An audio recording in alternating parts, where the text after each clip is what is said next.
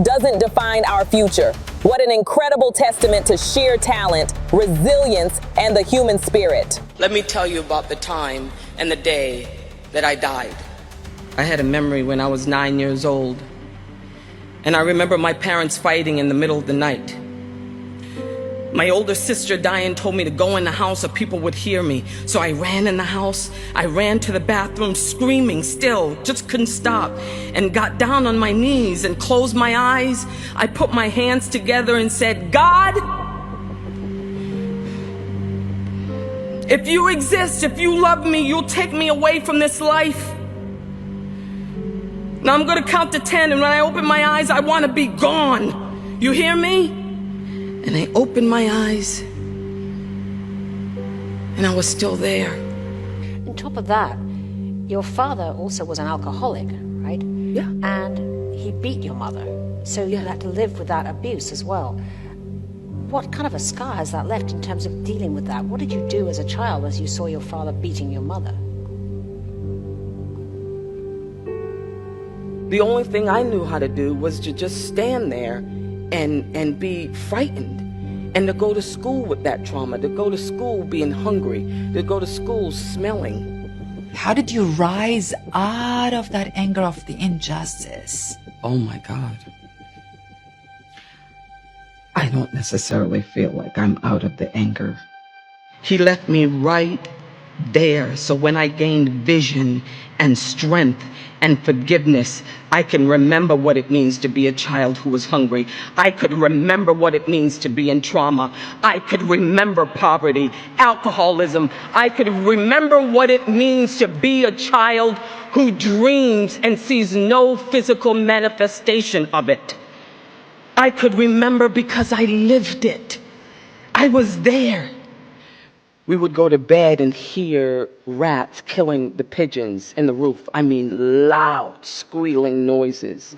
We would wrap our sheets around our necks at night because the rats would crawl through holes in the wall, and you could hear them eating our toys at night and jumping on top of our beds. I always say that I was a bedwetter until I was 14. And I did everything to get food. I've stolen for food. I've jumped in huge garbage bins with maggots for food. And I sacrificed a childhood for food and grew up in immense shame.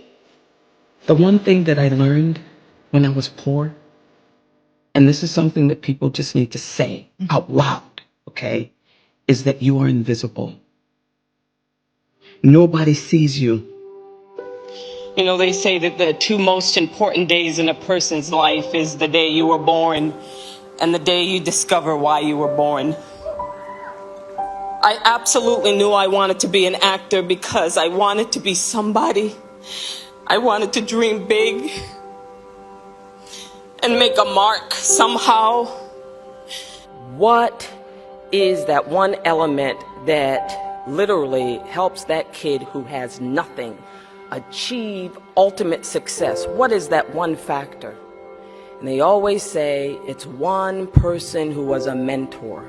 I saw Miss Cicely Tyson in the autobiography of Miss Jane Pittman, and I saw a physical manifestation of a dream. I saw something that I could put my feet on the floor when I got out of bed in the morning, and I had a passion that could drive me. Just drive, that's it. But at 28, I crashed and burned, because emotionally I didn't get out. But as much as I didn't want to be my mother's daughter, I was very much my mother's daughter. I was still very much traumatized by the past. I very much was that little girl running from 8 to 9 boys who were always calling me, you black, ugly you're ugly, you're black, you're this. It still very much was internalized in me, and it manifested itself through low self-esteem, through bad relationships, with not believing in myself. How did you get out of that darkness into the light, into the dream? Two things, okay? Number one, there's a difference between having a goal and having a purpose. It's a vision for a future that is living a life that is heroic. The other part of it is understanding your mortality, that you have a dash of time, and what do you want to do? How do you want to run this leg of your race? Everybody in this room, I'm sure at some point, has gone through something in their lives, and you've survived it. But not only did you survive it, you took that trauma, that hurt, that revelation, or whatever it was, and you used it to connect, to give, to influence. I have a picture of you. Oh my God. What message you have for that girl? I have a message for that girl. History is not the past.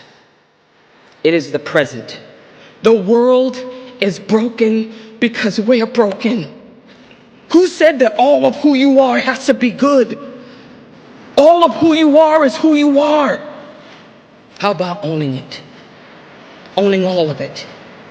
The good and the bad. Own every heroic deed and experiences, even if they were traumatic. Own it. And then you seize the sword. No one and nothing can be great unless it costs you something.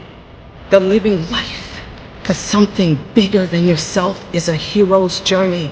You have only to follow the thread of the hero path. Your existence is an amalgamation of every triumph, every hard-won battle, and yet here you are, privileged, blessed, to do what?